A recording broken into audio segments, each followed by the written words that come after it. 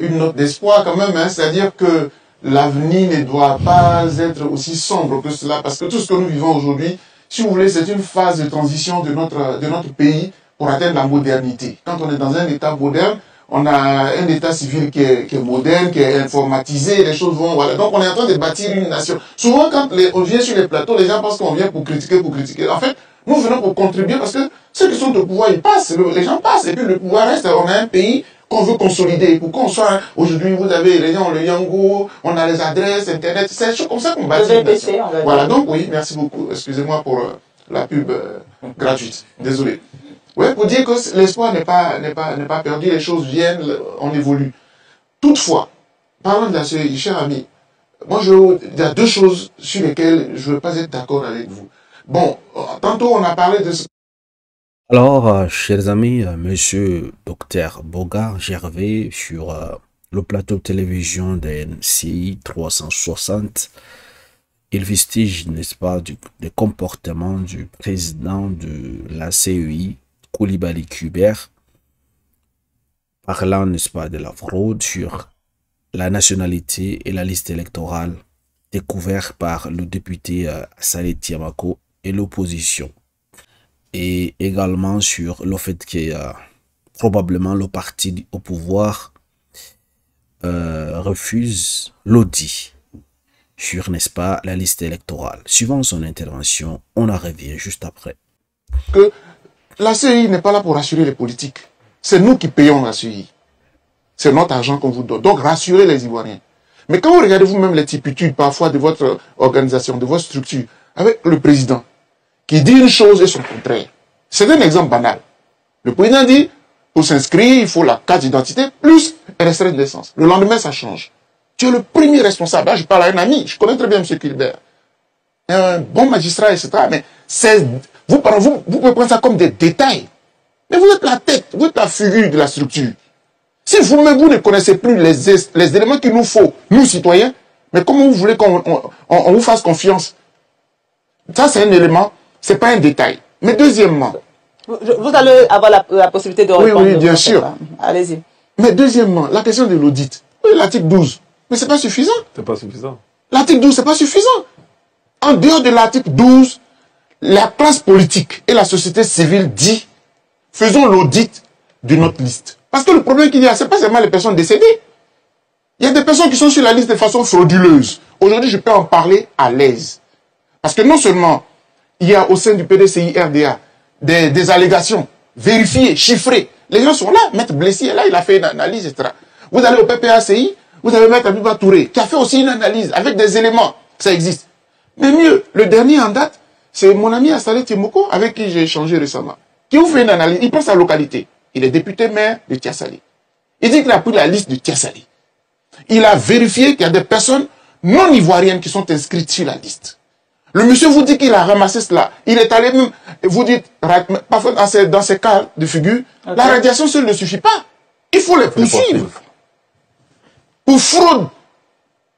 Mais c'est grave. Et le monsieur vous dit, j'ai fait toutes les étapes. Jusqu'à aller voir le procureur. Jusqu'à aller voir même le ministre. Et moi, je m'attendais à ce que le ministre se sente fouetté et qu'il dise, mais c'est faux, c'est ça, non? Le ministre fait un communiqué par son chargé de communication. Pour dire simplement que non, c'est pour radier, etc. Non, c'est un problème gravissime. Donc, vous voyez, chère madame, je vais chuter pour dire, quand on demande l'audit là, pourquoi vous-même ça vous dérange? C'est pas votre argent. Celui-là, c'est pas votre argent. Les partis politiques disent, c'est le parti au pouvoir seul qui ne le dit pas. Et moi-même, je m'interroge. Parce que qui veut être mal élu ici, en fait? Vous voulez qu'on ait toujours un président qui soit à demi élu, etc. Non, ça n'arrange personne. Vous êtes majoritaire sur l'ensemble du pays. On vous dit de faire l'audit de la liste, ça vous gêne. Non, il n'y a pas d'argent. Même si vous le dites ça, on va demander à l'opposition de se cotiser. La société, on va chercher l'argent. D'accord, Dr Boga, il faut qu'on la fasse l'audit pour une fois. On vous a bien compris. André Sylvain. Alors, vous venez donc de prendre et de suivre l'intervention du docteur Boga sur les erreurs, le comportement du président de la CEI, Kubert Coulibaly, et également sur la question de l'audit. Donc, sincèrement, lorsque nous voyons un peu les dernières sorties quand même du président de la CEI, ça laisse à désirer au fait. Comme il a dit, il dit une chose et son contraire. Donc aujourd'hui, la CNI originale qui est avec le certificat de nationalité qui est valide, quelques temps après avoir subi un peu de pression de la part des partis d'opposition, il ressort et dit que non. Bon, maintenant même le récépissé, c'est possible en fait de s'inscrire avec, en fait, de s'enrôler sur la liste électorale. Une fois, on lui avait posé une question de savoir pourquoi ils font pas les révisions sur la liste électorale chaque année. Il dit que c'est une question d'économie. Je ne sais pas si vous avez vu cette vidéo. Donc, eux, ils ne peuvent pas préparer la révision pour peut-être 10 000 personnes et que 1000 seulement participent à cette révision. Quelle incohérence. Lorsque l'État vote un budget, vous êtes là pour exécuter, en fait, tout simplement. Puisqu'on ne peut pas savoir est-ce qu'il y aura 10 000 personnes ou pas. Donc, normalement, la mission de la CEI, ce n'est pas la mission du ministre des Finances. Non, non. Une institution, on vous donne le budget au début de l'année. Donc, c'est ce que vous allez travailler avec ce budget-là. Même si c'est une telle personne qui vient s'enrôler, alors que vous avez apprêté le budget de 10 000 personnes. Moi, je ne vois pas où est le problème, puisque comme l'a bien souligné le docteur Boga, ce n'est pas le gouvernement qui paye cet argent. C'est l'argent des contribuables ivoiriens. Donc, les taxes que les gens payent, c'est ça, au fait, à la fin, qui fait en sorte que la CEI et les autres organismes sont financés. Donc, il y a l'incohérence dans les propos, n'est-ce pas, du président de la CEI. Il va se substituer au rôle du ministre des Finances.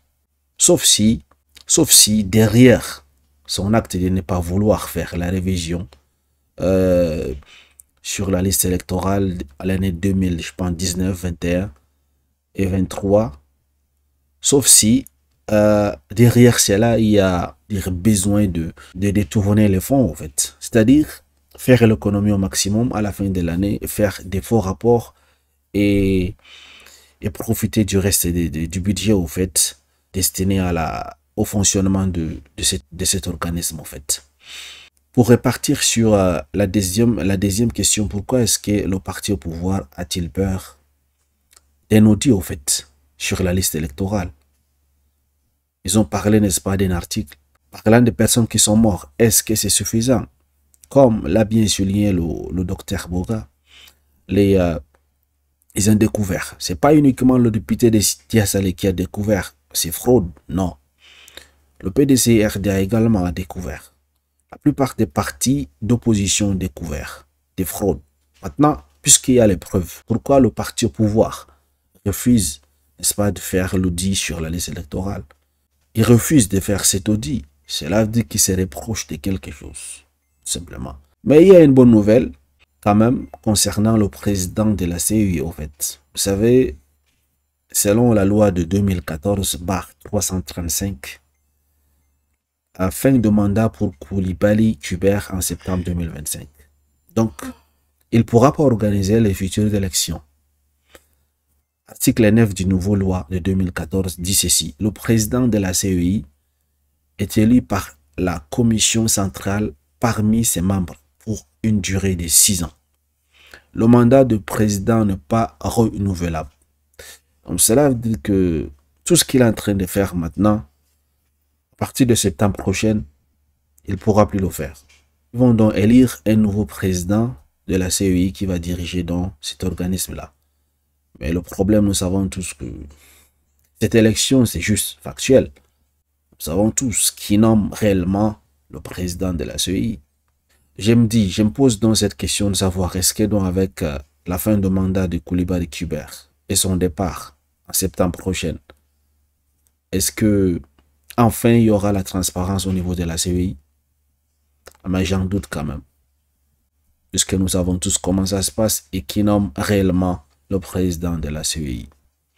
Merci de m'avoir suivi, madame et messieurs. Excellente soirée à vous. Partagez massivement cette vidéo. Si vous n'êtes pas encore abonné à la chaîne, n'hésitez pas à le faire.